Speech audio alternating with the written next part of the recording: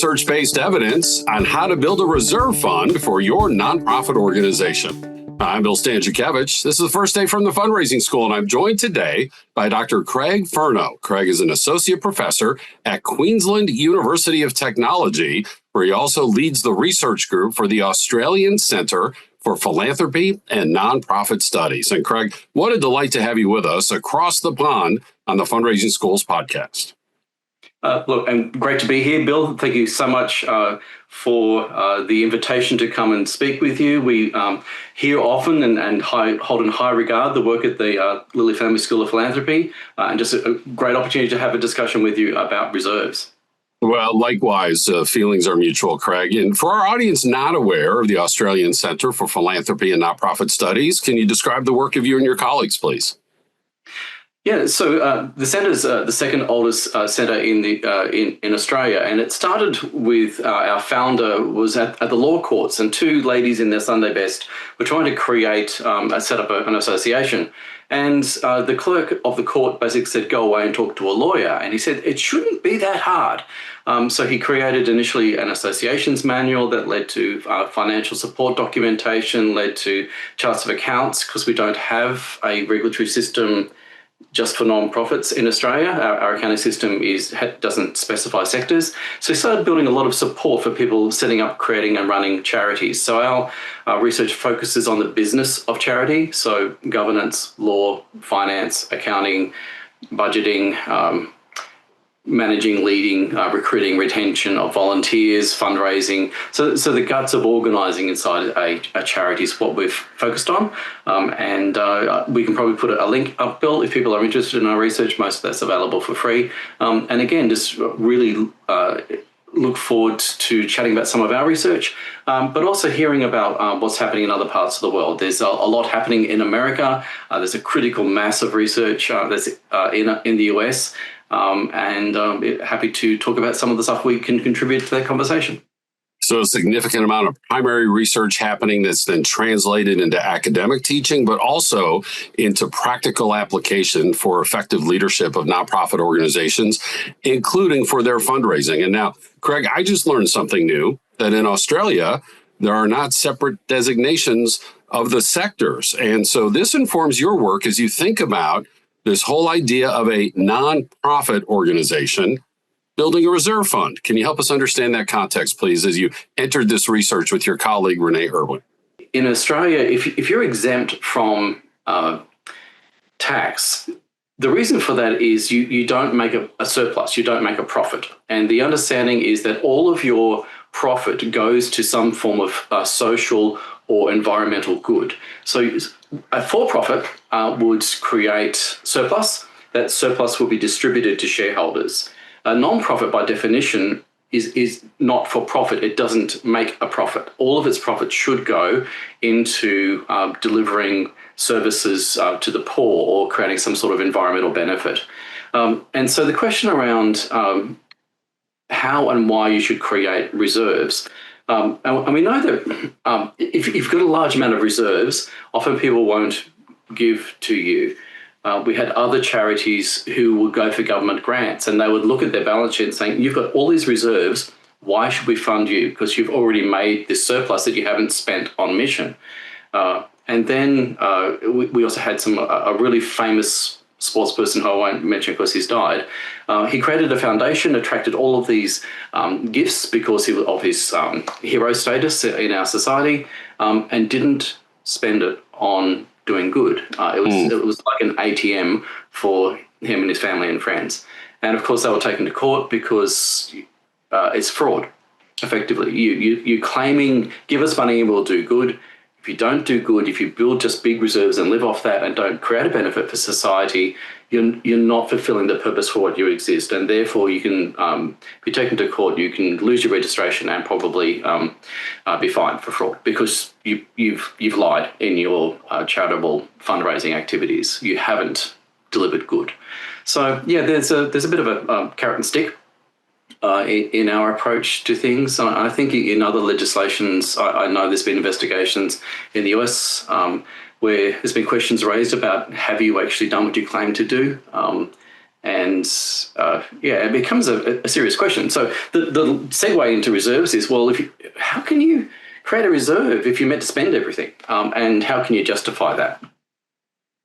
A wonderful distinction. And so there's this legal issue in Australia that is different from the United States and perhaps some other countries. But one thing perhaps all nations have in common is that cultural issue that Craig mentioned, that a donor might say, hey, you have a big savings account, you have this reserve fund, maybe you don't need my additional donation. And so whether the legal issues are there or not, depending on anybody's particular national context, there also is this perception that a donor might have regarding reserve funds. And so when we are asked that question, Craig, how do we fundraise with confidence? How do we explain why reserve funds are important? Why are they important? When we looked at how much should you have and why should you have it, the why is kind of somewhat easier. The how we'll probably get to it in a second. But why? Well, I was in a charity and we were overseas aid, and we went and we fundraised for this particular project, and we fundraised in Australian dollars. And because it was going international, it got translated into US dollars and then into local currency. And two things happened. One was the Australian dollar dropped against the American dollar, and so did the overseas currency. So we fundraised X dollars, and by the time we got to deliver the project, we just didn't have enough money. So what do? Do we pillage other accounts? Do we go back to people? And so this started a conversation with my organisation around, we actually need a reserve fund just to deal with currency fluctuations, because on any given day that we know it's going to go up and down. We don't know by how much, but we know that this is a risk. And from a governance perspective, we need to be able to manage this risk we know is going to happen. We don't know how bad it's going to be or what's going to happen, but we know our income, our expenses are going to go up and down, and therefore we need to have a reserve income to cover that sort of fluctuation. But for other organisations, it's a little bit different. I read a really old financial text, and it basically said government income or income from government is very stable. And that may have been true once, but it's certainly not the case in Australia. We've seen huge fluctuations in government spending, the new public management, new public governance. People have had a standard grant from government for 20 years and suddenly it's gone. And what do you do if you lose your primary income? Other people, like in the arts organisations, I was in I worked for a youth organisation that ran events, and its income went like this because it only made income on events. And there was no reserves. They basically had to create debt to balance out their cash flow. They had to open up a line of credit. And I said to them, why don't you just keep a bit aside from each event just to tide you over until the next event? So fluctuating income, trying to deal with fluctuations on the expense side of things, unexpected government changes. So we had a change in our HR legislation where unless you could guarantee somebody 2 years full-time work, you couldn't employ them full-time, or you can only do it for... So changes in government regulation, changes in your operating environment, all of these reasons become good reasons for keeping reserves. And of course, here in the United States, there's so much happening now with nonprofits related to the federal funding freezes and cuts. I just had an opportunity to visit both Germany and Poland, where fundraisers were telling me their governments are reassessing, if not reducing, the amount of money going to NGOs due to other government priorities. And so this is an issue worldwide. And the paper is called Surviving the Black Swan Event. Craig mentioned COVID, and of course, there's been the Great Recession, all of these things, as well as the factors that Craig mentioned. And a word that's consistent throughout the paper is resiliency. Resiliency. That's part of your charitable purpose to be around long term, and our reserves can help us do that. So, Craig, how do we do this? How do we build a reserve fund? So, when we think about how much reserves and how do you build a reserve, start with the idea that you're trying to deal with risk. And there are some risks that you know, there are some risks that you can guess are coming, and there are some risks that they come so rare we forget that they're coming. But for a governance perspective, if we're going to be prudent stewards of our funds, we need to prepare for adverse events. That's the bottom line about what you're trying to do. So you try and put some money aside to prepare for those adverse events. And yeah, so the currency fluctuation, do you have a bad year fundraising? Do you have reserves to cover that? What happens if you lose your major income source? And there are other ways of dealing with that by diversifying your income streams. But you need to start thinking about preparing for adverse events. And that's the idea behind reserves and the justification about why you haven't spent the money on your purpose in the first place. And Craig, the budgeting process that we teach in our Principles and Techniques fundraising course basically demonstrates how you do try to bring in a little bit more than what you're going to spend, and over time gradually build up that reserve. But there are also, sometimes there's a donor who provides a large gift specifically for an operating reserve. Perhaps the accumulation of unrestricted planned gifts can build a reserve fund. There are all these different techniques. What advice do you have for fundraisers? For fundraisers, how do I communicate that to donors? Like, what does that conversation look like when we're talking about, hey, we're trying to manage risk to help us survive long term while still meeting the needs of the day according to our public service mission?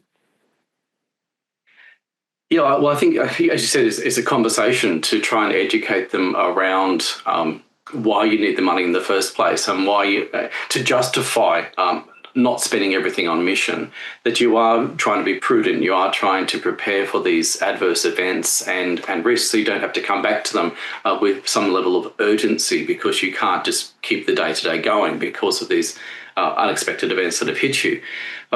So I think it is a conversation. It's an important way of educating people, because they don't necessarily understand.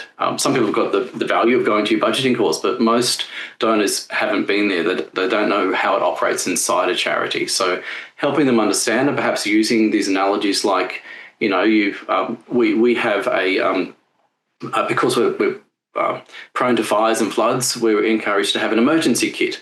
So there's like so many months' food, and there's so much batteries and water and so on. And so trying to find those analogies of saying to your donors, well, look, yes, what we're trying to do is to build our emergency kit, this emergency reserve that's there so we can keep going. If a hurricane hit, we need to be able to have the reserves in place to help you. If something bad happens financially or in terms of our income stream, we want to be here to continue to fulfill our mission, and the reserves will help us to do that. So it's communicating the policy about why you have it and what you will do with it, I think is the important component. Wonderful, well-informed advice, Craig. And I want to ask you, and in my view, it's one of the greatest strengths of this outstanding paper, is then determining how much of a reserve fund, how much is enough, how much might be too much. And again, this is research evidence-based. What I loved about the paper is there is not a one-size-fits-all answer to that question. There are many factors involved based on subsector and size of the nonprofit and revenue diversification. Can you help our audience understand that as they try to think about, okay, now I know why a reserve is important. I have some of the techniques and communication messages at my disposal now to try to build that reserve fund. But how much should I have for my particular NGO? What did that paper inform us? So the first thing is to think about what we looked at was how variable is the income in different sectors. And then we looked at it by size. And what we found is that there is huge variation. There are some parts of the third sector that are quite stable, and there are others that are quite varied. So there's a lot of maths, but basically schools and hospitals tend to be fairly stable. The student level doesn't suddenly drop a couple of hundred often. It tends to be quite stable. It might go up and down by 10 or 20, but it's fairly stable over time. And they know, because they're charging the fees, what they're going to get. Other places like arts organisations, you never quite know whether your show is going to be a box hit or whether it's going to be not well liked, and that has a big impact upon sales, whereas your costs remain pretty standard for expenses. So it's more variable, the income in, say, an arts organisation. And then, so what we looked at was basically sector, We looked at size, and we looked at, are you preparing for the 1 in 10-year event or the 1 in 100-year event? And it makes a difference to how much reserves you should have. So basically, we start off with this idea of, well, what's the average volatility in a given sector and size organization, and therefore, how much should you keep aside? So the rule of thumb is 3 months, and we try to find out, well, where did that come from? And it seems to have come from, if you go to a financial advisor, they'll tell you each of us should have 3 months reserve. And that it seems like it was a rule of thumb. It was, got to pick a figure somewhere. And what we found surprisingly was for some organizations, that's actually not bad. For medium organizations, not the really, really big ones, but the ones that are sort of medium size, 3 months is actually statistically correct. It handles most variation, and that's for a 1 in 10-year event. So we know economies swing, they move up and down, and so 3 months is actually not bad advice. But if you're a small organization, you actually need more because there's just less resilience in the organization, and you're starting off on a smaller number to start with. And so a 10% variation when you've got this much money is different to a 10% variation when you only got that much money.